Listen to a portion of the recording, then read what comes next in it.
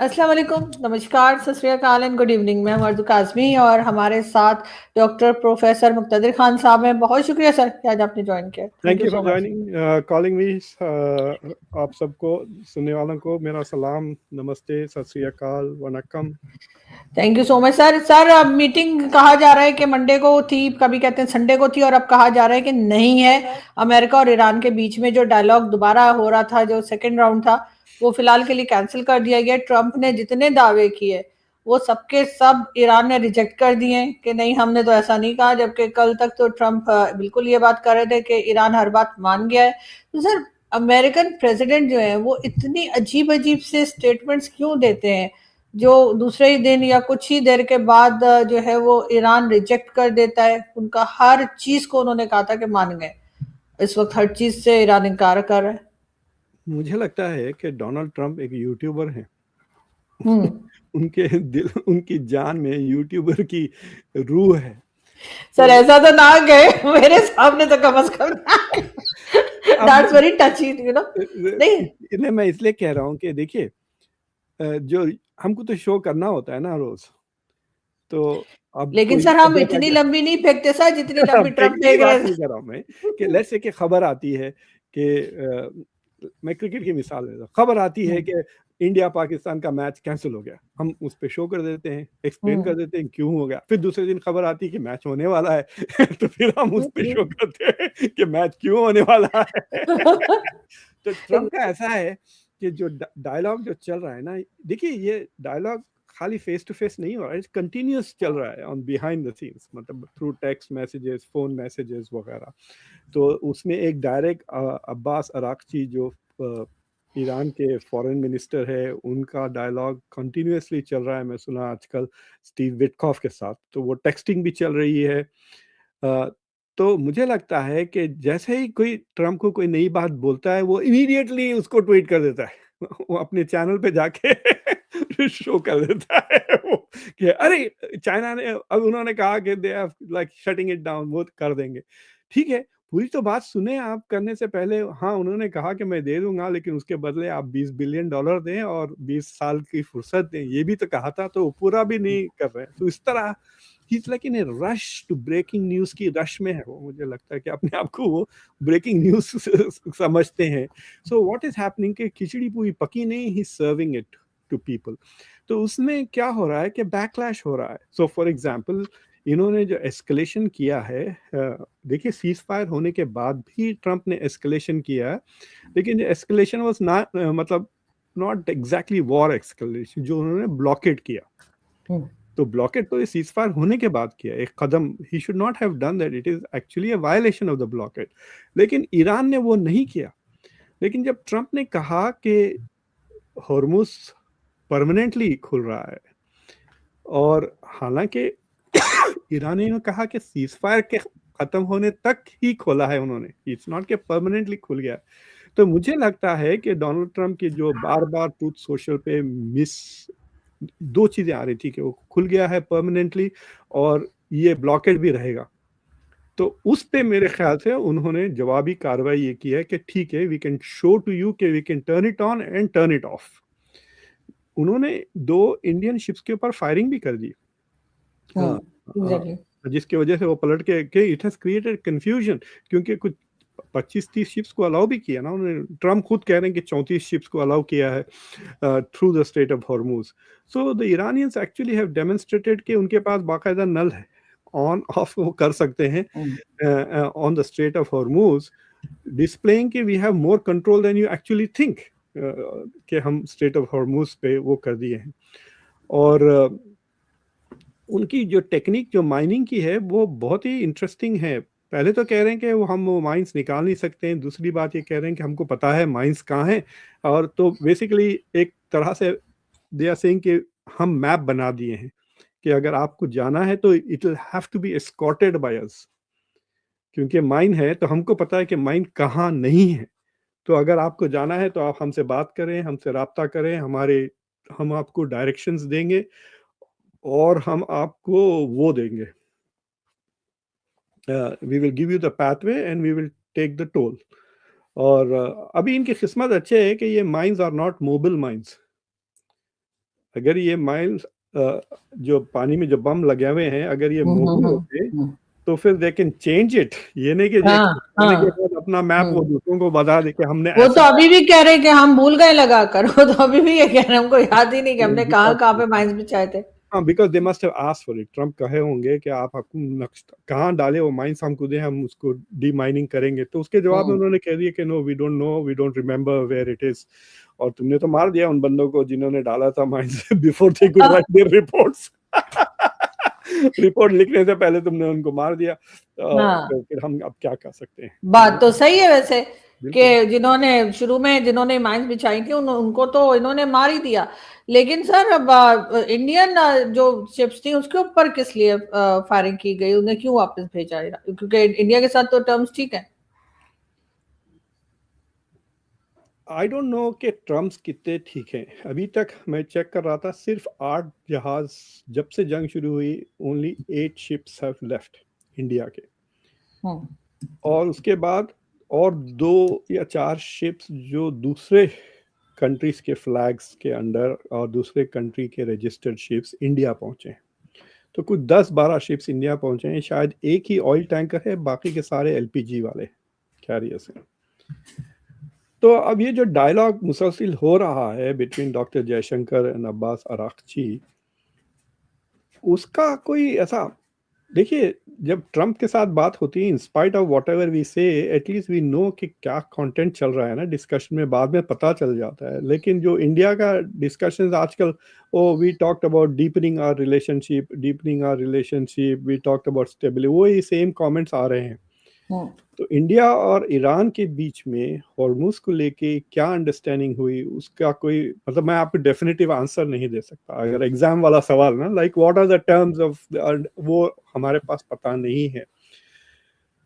अब it could be just a coincidence कि जो इंडिया के जहाज थे वो वहां पे सामने थे और उन्होंने उनको कहा, बट फायर क्यों किया? मतलब द शिप रिफ्यूज टू। भाई देखिए, 2 चीजें चाहिए ना शिप्स के, आप इनके साथ कोऑर्डिनेट करें, एक दूसरा पे करें। ठीक है, आप पे भी अगर नहीं कर रहे हैं, you are one of those freebies, तो आप एटलीस्ट कोऑर्डिनेट तो करें। तो ये क्या ये जहाज कोऑर्डिनेट नहीं करे ईरान के साथ? या हो सकता है कि वो जहाज ने कोऑर्डिनेट भी किया हो, पे भी किया, उसके बावजूद ईरानियंस फायर ताकि सारे दूसरे डर जाएं एंड पलट जाएं। So because they had to turn ना। तो और उतना आसान नहीं है, वो 1-1.5 घंटा लगता है। वो सुपर टैंकर था, एक तो टैंकर है, एक ऐसी जहाज है। तो वो पूरा पलट के, तो the operation would have taken 2 hours at least, the whole पूरा ऑपरेशन उसके साथ कम्युनिकेट कर रहे हैं। Some of the communication wireless से भी नहीं हो रहा, लाउड स्पीकर से हो रहा है बात। तो हाँ, तो वीडियो आई थी जी। तो I think what has happened is कि Iran has used this as an example to say, और इंडिया की शिप्स थे, इसका मतलब कि नोबडी इज गोइंग एक्सेप्ट हमारे जहाज, और उनके जहाज अमेरिका रुका हुआ है बाहर। सो ब्लॉकेड पे ब्लॉकेड है ना, डबल ब्लॉकेड हो गया है अब। यानी ईरान के भी जहाज नहीं आ सक रहे हैं, चाइना को जो जा रहे थे वही तो जा रहे थे इतने दिन से, अब वो भी नहीं जा रहे हैं। So I think the message that Iranians are giving कि भाई आप, you should adhere to your side of it. ये ईरान के लिए this is a big challenge कि how will you ensure. It's like saying कि मैं इमेजिन करें, आप एक गांव के, आप एक छोटे से गांव में आप रहते हैं, गांव का सबसे बड़ा गुंडा आके आपसे पैसे बोरो कर लेता है, फिर आप उसूली कैसा करेंगे? गुंडे तो सारे उसके पास है, राइट? तो how will you collect your loan? That is your problem ना। तो ईरान का भी वही प्रॉब्लम है कि हम अग्री कर देंगे, मेरे पास जो पत्ते हैं मैं वो दे दूंगा इनको, यूरेनियम वापस कर दूंगा, हॉर्मुज खोल दूंगा, फिर ये मेरे ऊपर फिर हमला कर सकते हैं, मेरे ऊपर ब्लॉकेड लगा दे, कोई नई चीज कर सकते हैं। This was not part of the agreement, right? So how will you ensure that the US abides by the spirit and the law of the agreement? ये चाइना उनका प्रॉब्लम है, और उनको बड़ा शदीद एहसास है इस बात का कि we have no mechanism to enforce, और ऑलरेडी JCPOA करके बाहर निकल गई है। Ultimately this deal is going to be worse than JCPOA। अगर होती है deal, it is not going to be better. और धीरे धीरे अमेरिकन को, एटलीस्ट ट्रम्प सपोर्टर्स को, इस बात का एहसास हो रहा है कि हमने अच्छी डील तोड़ के उससे बुरी डील एक्सेप्ट की आफ्टर ए वॉर। लेकिन सर यहाँ पर तो लग तो ऐसा रहा है कि फर्स्ट जब डायलॉग हुए थे तो लग रहा था बड़े अच्छे से बात हो गई है, कुछ ना कुछ रिजल्ट निकलेगा, सेकंड टाइम फिर डायलॉग होगा, लेकिन उससे पहले ही जो है अब हमें कहा गया कि मतलब जो हमारे टीवी चैनल्स बता रहे थे कि जी संडे को है, फिर कहा पहले फ्राइडे, फिर संडे हुआ, फिर मंडे हुआ, और अब कहा है कि मंडे को भी नहीं है।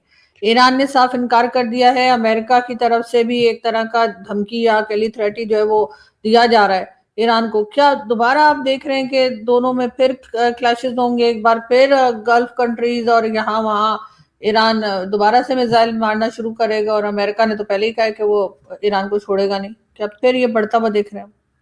आरज़ू, आपकी कोई पसंदीदा रेस्टोरेंट है? आप इस्लामाबाद में रहती है ना? जी इस्लामाबाद में जी जी आप वहाँ जी पे जाती हैं बिल्कुल रेगुलरली खाना खाने? एक्सपेंसिव किस्म की रेस्टोरेंट कह रहा हूँ, जो बहुत महंगा बिल्कुल हो। होते हैं कभी सर, बिल्कुल है। कभी कभी उनकी किचन में गए हो आप? देखा नहीं। कैसा? हाँ, see that is the problem ना। हम्म, अच्छी रेस्टोरेंट में जाएँ आप, आपके सामने इतना ज़बरदस्त प्लेट, काफ़ी tasty food, very hmm, expensive but very tasty मिल जाता है, आप खा के खुशी-खुशी चले आते हैं।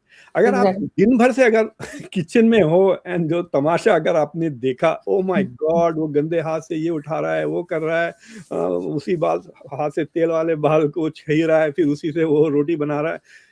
एंड देन बीच में जो क्राइसिस भी आती है ना कि अरे जल गया, ये जल गया, फिर ये पक गया।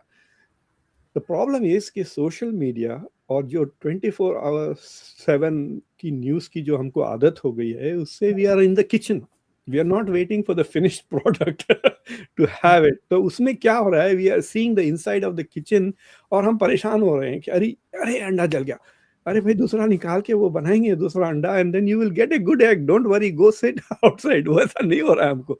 और ऊपर से in this particular case Donald Trump खुद ही बीच बीच में, जैसा मैंने आपको कहा, इनको ब्रेकिंग न्यूज करने की इतना शौक है, he likes to dominate the media cycle ना, वो तो कॉन्स्टेंटली वो चीजें। और ना जरूरत नहीं है, देखिए आप अब्बास अरागची का ट्विटर पे जाके देखिए आप, बहुत कम ट्वीट करते हैं वो। हाँ बिल्कुल। बिकॉज ही हैज लाइक हर छोटी छोटी छोटी इंपॉर्टेंट चीजें ही, and I hmm, like it better because then मेरा वक्त जाया नहीं होता। अगर मैं ट्रम्प के ट्विटर पे या ट्रूथ सोशल पे जाऊं, इतनी बकवास, पहले तो एड्स आते हैं इतनी ज्यादा, वो हम्म, पैसे बना रहे हैं constantly, as president he is making money from his ad, monetise है उनका ट्रूथ हम्म। सोशल, अगर आप देखें। और फिर उस पे आप जाके देखिए, लाइक गैर जरूरी चीजें, nothing to do with governance, वो भी चीजें आपको नजर आती हैं, वो राइट? तो ईरान के मिनिस्टर ने भी अभी ट्वीट की थी, वो कह रहे थे कि पूरा दिन ट्वीट्स करते हैं और अपनी ही बात को उलट करके बताते रहते हैं। एक बार कहते हैं फिर खुद ही उससे इनकार कर देते हैं एंड तो ट्रम्प। हमारी आदतें भी वो खराब कर रहे हैं ना, लाइक फॉर एग्जांपल के इस आजकल हम एग्जाम में एक कैनवस बोल के सिस्टम यूज करते हैं ग्रेडिंग के लिए। तो हम्म, अब उसमें क्या होता है, जैसा जैसा मैं ग्रेड्स देने लगता हूँ स्टूडेंट्स को, उनको रियल टाइम में पता चल जाता है कि अरे मुझे मिड टर्म में इतना कम आया। अब अब वो कैलकुलेट करने लगते हैं उनका ग्रेड, और फिर परेशान होके फिर मुझे तंग करना शुरू कर देते हैं। Now I have to respond to them. तो they have to wait till they get the final grade, ताकि फाइनल नेगोशिएशन हो जाए बीच बीच। So that is what is happening I think with us, के सोशल मीडिया कवरेज इतना intense हो गया है, पब्लिक ऑल्सो। और पब्लिक पहले ऐसे पब्लिक नहीं थी। देखिए जो फॉरेन पॉलिसी में जो इंटरेस्ट लेते थे बहुत छोटा होता था, इट्स हाई पॉलिटिक्स हम इनको कहते थे। अब तो ऑर्डिनरी लोग जिनको इंग्लिश के अल्फाज लिखना नहीं आता, वो जियो पॉलिटिक्स में घुसे हुए हैं। और हम्म, यू नो, आजकल जैसा कि मैं देखा कि डॉक्टर जयशंकर ने लगा के मारा तमाचा, ऐसे ऐसे हेडलाइंस भी नजर आते हैं, लाइक हाँ different. So and that get thousands of views होती हैं उनकी। हाँ एग्जैक्टली। वो एग्जैक्टली। थंबनेल से ही आ जाते हैं। Yeah. हाँ। So, but people are in, people who think of politics and diplomacy as हम्म, तमाशा मारना, मुंह पे लगा के ये किया वो हाँ किया, हाँ? तो even they are interested। तो so we are living in an environment जहाँ पे anxiety is the main currency मुझे लगता है। हाँ। इसलिए तो ये मसला अच्छा, हल होगा। यूट्यूब खुद भी सजेस्ट करता है कि अब आपका थंबनेल जो है ना वो कुछ ऐसा नहीं था कि लोग आ जाए। मुझे लोग मेरे चैनल को देख के लोग आके बार बार मुझे इतने जो कंसल्टेंट्स नहीं होते, उनका मैसेज हाँ आता है, आई हैव हाँ analysed your thumbnail, it is not हाँ। एसईओ ऑप्टिमाइज नहीं है। हम्म, अरे मैं एसईओ उसको ऑप्टिमाइज करूं तो जो मैं कहना चाह रहा हूँ वो नहीं होता पहले, फिर दूसरी वो हाँ एकदम अलग किस्म का चीज हो जाती। तो डोनाल्ड हाँ। ट्रंप इज एसईओ ऑप्टिमाइज्ड है वो पूरी तरह से। तो वो ट्वीट्स भी बहुत ज्यादा लगाते हैं, पूरा दिन लगता है खाली बैठे हुए बस ट्वीट्स लगाते रहते हैं। एक बच्चे ने अभी लास्ट टाइम ही डिड सम गुड एनालिसिस, पूरी रात ट्वीट कर रहा था ट्रम्प, रात के 2 बजे 9:59 से जो शुरू किया है, फिर 2 बजे 1 बजे 4 बजे से सिंह आदमी सो नहीं रहा है, ट्वीट कर रहा है। Like why is he doing that? So there is a lot of speculation going on के सेहत ठीक ठाक है क्या, मेंटल हेल्थ के बारे में पूछने लगे हैं। खुद रिपब्लिकन्स कह रहे हैं कि शायद इनकी mental health, Marjorie Taylor Greene तो ठीक खुल के कह रही है कि there something wrong with him, कि first of all he is not sleeping well. और मतलब मैं भी कम सोता हूँ, एटलीस्ट 5 घंटे तो सो लेता हूँ मैं, and I can tell you कि जिन दिनों में अगर 5-6 घंटे से कम नींद हो गई तो then you are not working at your best. आपकी प्रोडक्टिविटी लोग ऐसा होता है, गलतियां होने लग जाती हैं सिंपल चीजों में। You start making errors, mistakes, typos, इस तरह हो जाते हैं। So I think that Donald Trump is under a lot of stress and most of it is of his own doing. इसमें कई ऐसी चीजें हैं जो वो डेलीगेट कर सकते थे, you know.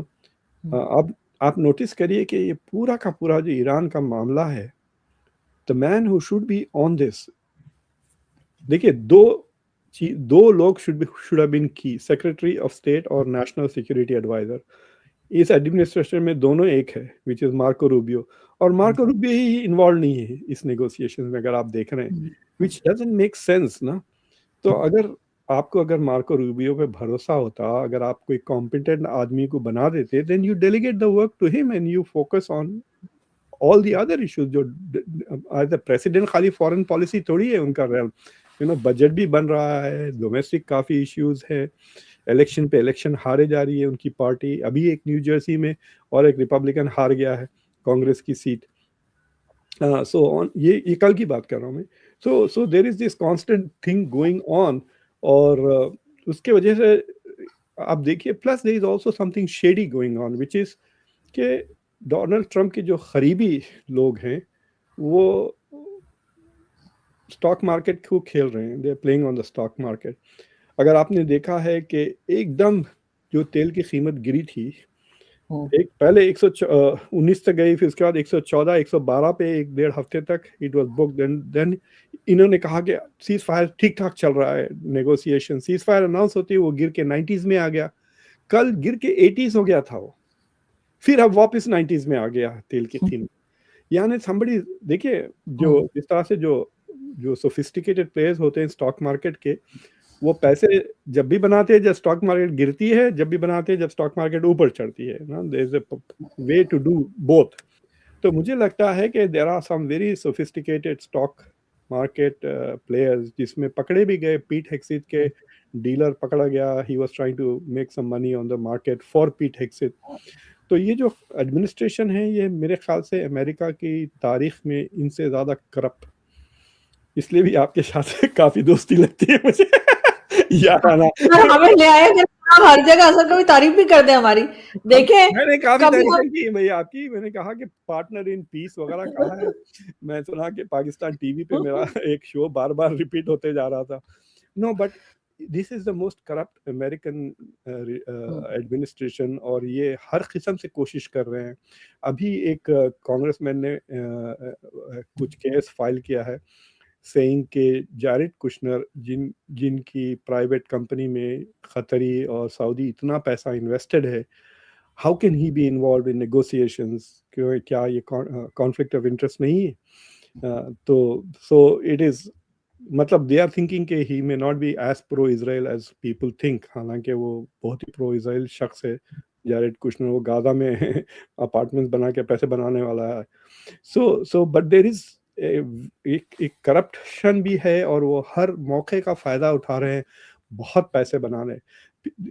It is going crazy. मैं आपको नहीं बता सकता कि आज जो हैसियत है इलॉन मस्क की, इट्स अराउंड $440 बिलियन, यानी पाकिस्तान का टोटल इकोनॉमी इस साल की 400 है आरजू, तो पाकिस्तान से ज्यादा उसकी। हालांकि they are two different things, एक नेटवर्थ है, एक इनकम नहीं है उसकी उतनी, उसकी हैसियत उतनी है, लेकिन दे आर सेइंग कि 2030 से पहले वो ट्रिलियनर बन जाएगा। तो सोचिए आप, अगर एक एक आदमी के पास ट्रिलियन डॉलर्स हैं, तो मतलब हाउ इज दिस डेमोक्रेसी? तो डेमोक्रेसी रहने से रही है ना। मतलब इट इज़ वेरी क्लियर, मैं आपको साफ कह सकता हूँ कि मैं भी सिटीजन हूँ, इलॉन मस्क भी सिटीजन है। मेरे पास डोनाल्ड ट्रंप का सेल फोन नंबर नहीं है, इलॉन मस्क के पास है। अभी कह रहे थे कि जो प्राइम मिनिस्टर मोदी और ट्रंप की बातचीत हुई उस पे इलॉन मस्क भी था, लेकिन दोनों साइड की पार्टी ना तो कंफर्म कर रहे हैं ना डिनाई कर रहे हैं। They are saying this is the first time के within a phone call between two heads of state एक प्राइवेट सिटीजन था। But he is not an ordinary private citizen ना, वो Elon Musk is the richest man in the world. So तो ये जो पैसे बना रहे हैं ये लोग, दे आर ऑल गोइंग, मतलब इनके लिए हिरस की कोई हद नहीं, इंतहा नहीं रही, वैसा हो गया है। and he's setting a benchmark. It is going to open the door for more corruption. ये नहीं कि इसको इन्वेस्टिगेट करके खत्म करेंगे लोग, जो इनके बाद आएंगे वो भी।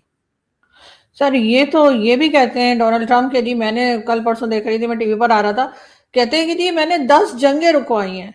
उनका शुरू भी तो इन्हीं ने करवाई थी, तो अभी ये तो शुरू नहीं। करवाते हैं और फिर खत्म करवा के क्रेडिट ले लेते हैं। लोग कह रहे, वो तो एक बड़ा जोक बन गया ना कि इन्होंने 3 बार जंग की ईरान पे, 3 बार रोक दिया, वो भी कह के 13 कह दे, उसमें क्या है। बट कई चीजें देखिए आप, छोटे बच्चों की अटेंशन स्पैन की तरह है। अब वो बिल्कुल ही वो लफ्ज उनके मुंह से टैरिफ निकलता ही नहीं। जब व्हेन ही यूज्ड टू से टैरिफ वाज माय फेवरेट, पिछले मुझे लगता है 2-3 महीने से उन्होंने नोबेल प्राइज का जिक्र भी नहीं किया। ही थिंक्स कि उनको मिल गया है, वो आके वेनेजुएला की वो विनर ने इनको दे दिया award, he thinks he has got ये इट। तो सर ये तो अजीब बादशाहत सी नहीं है कि जो प्रेसिडेंट चाह रहा है बस वही हो रहा है। हमने तो यही सुना था कि अमेरिका में तो ऐसा नहीं होता है, पूरी एक गवर्नमेंट होती है, मैनेजमेंट होती है जो डिसाइड करती है, सिर्फ एक प्रेसिडेंट उठ के कोई फैसला नहीं करता कि मैंने ये काम करना है या ये काम नहीं करना। ये तो सऊदी अरेबिया और इस तरह के जहाँ पर बादशाहत होती है वहां पर होता है। ये तो देखिए अजीब है हो रहा है देखिए अमेरिका में। जो अमेरिकन डेमोक्रेसी की जो जीनियस कहते हैं वो है चेक्स एंड बैलेंसेस। हम्म। कि अमेरिका में जो नॉर्मल किंग के पास जो पावर हुआ करते थे, वो पावर को हमने डिवाइड कर दिया, and we gave it to one, some power to the president, some to the Congress, और बाकी का टू द जुडिशरी। लेकिन पिछले 25-30 साल से अमेरिका के जो कांग्रेस के जो लोग हैं वो अपना कॉन्स्टिट्यूशनल रोल अदा ही नहीं कर रहे। Constitutional role is to check on the president. जो आप वो हियरिंग्स देखते हैं ना, ceremony, that is one way of checking. लेकिन जब when it's coming to vote, they are voting with the president. उसमें मतलब बोल एक चीज रहे, कर एक चीज रहे। तो उसमें क्या होगा, अमेरिकन जो प्रेसिडेंट है उसका पावर आर्टिफिशियली बढ़ा दिया इन्होंने। सो उसको हम अमेरिका में इंपीरियल प्रेसिडेंसी कहते हैं। तो this is not a new concept. जो भी बड़ा स्ट्रॉन्ग प्रेसिडेंट आया है, लिंडन जॉनसन, मैं सुना फोन करके सेनेटर्स को नंगी नंगी गालियां देता था वो, कि मेरे खिलाफ अगर तुमने वोट डाला तो मैं तुम्हारा करियर तबाह कर दूंगा, ये कर दूंगा, वो कर दूंगा, क्या कर। तो the American presidents have always pressured the Congress people to vote accordingly, लेकिन कॉन्स्टिट्यूशन पावर कम हो गया है। तो अभी एक नया केस शुरू हुआ कि अमेरिका के लॉ के मुताबिक 1970s में बना था ये निक्सन के बाद, कि जो अमेरिका जो प्रेसिडेंट के जो पेपर्स है ना, जैसे कि अब एक मीटिंग होती है, कैबिनेट मीटिंग, तो अमेरिका में व्हाइट हाउस में हर चीज जो बोली जाती है it's recorded. Everything is on on record, audio recording, video होता है नहीं पता मुझे। और जितने भी पेपर्स हैं ये सारे के सारे belong to the American public. तो मैं फ्रीडम ऑफ इंफॉर्मेशन एक्ट के तहत I can file and want to see, मुझे चाहिए उस मीटिंग में क्या हुआ था when Netanyahu came and discuss with Trump. तो ऑन नेशनल सिक्योरिटी ग्राउंड्स वो बहस कर सकते हैं, but ultimately at some point they will have to release that data. तो ट्रम्प अब क्या कर रहे हैं, वो कह रहे हैं कि ये पेपर्स मेरे पेपर्स हैं, मैं इसको लेके चले जाऊंगा, एंड ही इज फाइटिंग। तो सुप्रीम कोर्ट का डिसीजन आ चुका है इस पर, there is no confusion about the law. तो Trump administration is actually refusing to follow the law, मतलब वो बिल्कुल लॉ को तोड़ रहे हैं, अमेरिका के ही लॉ को तोड़ रहे हैं। तो अब उसमें कॉन्स्टिट्यूशनल क्राइसिस इन्होंने क्रिएट कर दिया है because they are trying to consolidate पूरा पावर प्रेसिडेंट में डालने की कोशिश कर रहे हैं कि जुडिशरी से भी छीन लें।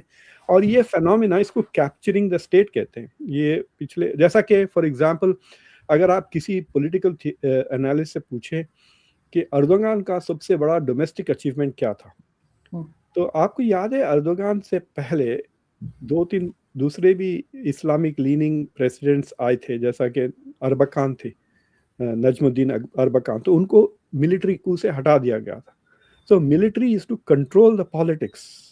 तो हम लोग मजाक से कहते थे पॉलिटिकल साइंस में कि सारे मुल्कों के पास फौज होती हैं, लेकिन 2 ऐसे फौज हैं जिनके पास मुल्क हैं, which was Pakistan and Turkey. Actually 3 फौजें हैं जिनके पास मुल्क है, which is Egypt also. Egypt की भी कंट्रोल करती है। तो अर्दोगान ने आकर उनकी मिलिट्री की औकात दिखा दी ना, उसको अपनी जगह पहुंचा दिया, put it under civilian control. So which is actually should be pro democracy, लेकिन जिस तरह से उन्होंने किया है वो प्रेसिडेंट की ताकत बढ़ा के फौज की ताकत कम कर दी है। That's all he has done Erdogan. He has not improved democracy. और ट्रम्प भी वैसी चीजें करने की कोशिश कर रहा है। Is not very successful because America में दूसरे इंस्टीट्यूशन अभी भी रोबस्ट है। जैसा सुप्रीम कोर्ट ने उनकी टैरिफ पॉलिसी ऐसी की तैसी कर दी, इवन दो 6 है रिपब्लिकन उस कोर्ट पर। So he is trying to create a imperial presidency. इसलिए यहाँ पे जो प्रोटेस्ट होते हैं, नो मोर किंग्स कहकर, हम जो प्रोटेस्ट जो हो रहे हैं ट्रम्प के खिलाफ, नो किंग्स प्रोटेस्ट कहते हैं उसको। So people are very aware कि ये कोशिश कर रहे हैं कि सारा पावर प्रेसिडेंट के अंदर आ जाए और हम उसके काफ़ी खिलाफ हैं। और ये मेरे ख्याल से अमेरिका का current struggle, domestic struggle, is to make sure कि president does not destroy other institutions in America. बिल्कुल सर, होना तो खैर ऐसे ही चाहिए, लेकिन इस वक्त लोग जो परेशान हैं वो इसी से हैं कि कहीं ऐसा ना हो कि ईरान अमेरिका के अटैक दोबारा से शुरू हो जाएं और दुनिया फिर वहीं पे वर्ल्ड चला जाए जहां पे सीज फायर से पहले था। तो लास्ट में मैं यही पूछना चाहूंगी, आपको लगता है कि ऐसा ही हो जाएगा कि दोबारा हम उसी जगह पहुंच जाएंगे जहां पर सीज फायर से पहले थे और अटैक्स चल रहे थे गल्फ पे भी और एक दूसरे पर भी इनके? They have to make a big concession to Iran. अगर ईरान को बड़ा कंसेशन नहीं करेंगे then there is no incentive for Iran to give up Strait of Hormuz. या तो वो ईरान को दे दें टाइम कि अच्छा आप 10 साल के बाद आप यूरेनियम एनरिच कर सकते हैं, या कहें कि हम पूरे सैंक्शंस लिफ्ट कर सकते हैं। बीच में बात आई कि $20 मिलियन देंगे और वो 20 साल के लिए रुक जाएंगे, जिसको बाद में ट्रंप ने कहा कि नहीं, मैं ये नहीं करने वाला हूँ। तो जो प्रपोजल्स आ रहे हैं उसको लीक कर रहे हैं। आप अननेसेसरली क्यों लीक किया? किसी का प्रपोजल था, हो सकता है स्टीव विटकॉफ ने कहा हो या जैरेड कुशनर ने कहा हो कि okay, if we give you $20 billion will you hold for 20 years, right? उसको सडनली प्रेस में आ गया वो। So I think if they don't, या तो उनको कंसेशन कुछ देना पड़े ईरान को। सुनजू की एक बड़ी मशहूर कहावत है कि build your enemy A golden bridge, जिससे वो रिट्रीट कर सके। तो इन्होंने ईरान को रिवर्स गियर के लिए कोई इंसेंटिव ही नहीं रखा। सो अंटिल दैट हैपेंस तो वो ये जंग ईरान की तरफ से नहीं रुकेगी। तो अब इनको या तो लड़ो एंड तक या आप कुछ कॉम्प्रोमाइज करो। So this is a simple logic. Donald Trump इस उसके अतराफ जा रहा है। वो जो मिलिट्री प्रेशर से हासिल नहीं हुआ वो ब्लॉकेड के थ्रू करना चाह रहा है या डिप्लोमेटिक तरीके से। इनफैक्ट अब्बास अराक्ची ने साफ कह दिया जेडी वैंस को, तुम जो मैदान जंग में जो नहीं जीत सके वो हमसे तुम टेबल पे जीतने की कोशिश कर रहे हो, क्या पागल हो गए? लाइक बच्चों की तरह डांट दिया उसने। यू नो क्या, like see the thing is they are underestimating. आपको पता है वहां पे सारे के सारे पीएचडीज हैं।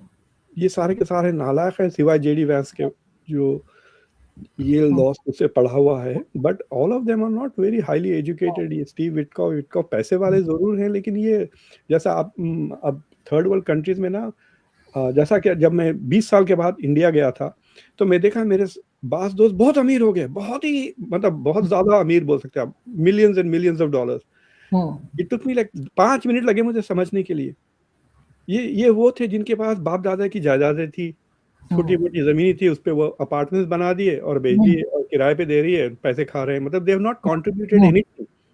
एग्जैक्टली। ये जो रियल एस्टेट के धंधे में होते हैं, दे आर नॉट प्रोटेक्ट किए, कुछ भी नहीं है। तो विटकॉफ, जैरेड कुशनर, ये ट्रम्प, ये सब वैसे यूजलेस है, अपार्टमेंट बना के बेचने वाले, किराए पे देने वाले लोग हैं ये। दे डोंट क्रिएट सम, जैसा कि इलॉन मस्क ने एटलीस्ट स्टारलिंक बना दिया, स्पेस में जा रहा है। I mean I don't like his politics, but मैं उसको एडमायर करता हूँ कि वो सिविलाइजेशन को आगे बढ़ा रहा है। ये कुछ भी नहीं, ये तो किराएदार है, मकानदार, ये चलता है ना। so that is the whole thing. He's not able to think in terms, वो जो है उनके स्कॉलर्स हैं सारे के सारे। अब्बास अराक्ची प्रोफेसर है, मैं जो गालिबाफ जो स्पीकर है वो एसोसिएट प्रोफेसर है तेहरान यूनिवर्सिटी में। आपको पता है अहमदीन नजात फिजिक्स के प्रोफेसर हुआ करते थे। so they are not fools for them to fall for ये इनके पैंतरे जो ये यूज, सही लफ्ज है डोनाल्ड ट्रम्प के पैंतरों पे, वो they are not falling for it, you know। बिल्कुल, और जाहिर है कि सर बहुत फर्क पड़ता है जाहिर है कि एजुकेशन से भी और जो कुछ समझ होती है उससे भी, और उसमें ट्रम्प तो मुझे कहीं दिखाई नहीं देते। बहुत शुक्रिया सर कि आपने आज ज्वाइन किया, thank you so much. And I hope कि जल्दी कोई अच्छी हमें कोई ढंग की खबर मिले कि मजीद लड़ाई नहीं हो रही और हम डिस्कस कर पाए। Thank you so much, thank you.